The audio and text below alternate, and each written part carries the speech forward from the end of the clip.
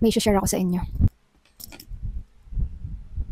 So kung familiar kayo sa water bladder, ito talaga, fan ako nito, lalo nakapag-day hikes. Pero kapag multi-days kasi, dati, sobrang nahirapan ako. Parang natatamad ako laging refillan siya. And since nasa loob kasi siya ng bag, hindi mo nakikita, diba, yung laman niya, kung kailangan mo na ba siyang palitan. O minsan nawawala rin sa loob ko na kailangan ko palang refillan. Kaya ito, okay siya for me. Nakalagay lang to sa gilid ng bag ko. And at the same time, nakikita ko kapag konti na lang or paubos na. So, marerefillan ko siya. Mabilis ko lang rin marerefillan kasi aalisin ko lang to. Yan, unscrew ko lang. Tapos shoot ko lang siya sa gilid ng bag ko. And okay na. Hindi ko siya nabili as a whole. DIY. Ginawa ko lang. So, 3 main items lang po.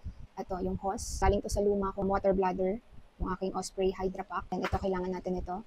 Flip-top screw lid. Of course, yung ating smart water bottle. So, una muna is ito. Tanggalin muna natin yung nakadikit. Yung nakakabit. Ganyan. So, kung mapapansin nyo, ito, yan. Tatanggalin natin yung nakaharang na yan. Kasi dyan natin isushoot yung ating tube o yung ating hose. Ayan. Para dito sa hose na to, pwede na tong ganito. Kasi hindi naman yung mismong hose yung i-shoot natin dyan. Yan.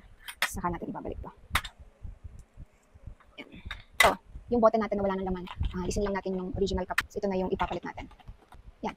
Meron ka ng bottle hydration. Wow! Ito dito isa pang water bladder. Ito, diretso siyang hose. Wala siyang nakatulad ng Osprey na connector. Yan, isang hose na siya. Let's say ganito yung gamit mo. Alisin mo lang, nakakabit. Ito, hindi mo na ito kailangan. Kuha pa tayo ng flip-top lid. So, ganun lang din, same procedure. Alisin lang din yung kanyang mga kaharang. Kasi kailangan mag-fit to eh. Hindi ito magkakasya same ng isa. Babawasan pa natin yung palibot nyo yan. Kuha na lang kayo ng knife. Bawasan lang natin. Tapos nakayurin nyo lang yung paikot na yan. Hanggang sa matanggal mo siya. Na, magkakasya na siya. Wow! Yan. Sukatin nyo na lang kung hanggang saan siya. Meron ka ng hydration bottle. So, ito yung kanina natin ginawa. Ito yung pinanggalingan ng water bottle. I mean bladder. Ito naman yung diretso lang. Ito, depende sa inyo kung gusto nyo alisin or hindi. Ako minsan, tinatanggal ko to eh. So, natatakip ko pa rin siya. Nagagamit ko pa rin siya. Kasi ito, tinatago ko lang. Pag di ko naman siya gagamitin. So, yun lang. So, okay din. Basta kung ano yung mag-work sa inyo. Shinare ko lang to kasi ang daming tatanong sa ako nabili, ganyan. So, hindi na rin ako nagna-Nalgene kasi lagi nawawala. Ang dami ko na nawalang Nalgene. So, ito, minsan kapag ayoko naman gumamit ng hose, pwede naman, napalitan ko lang ng takip.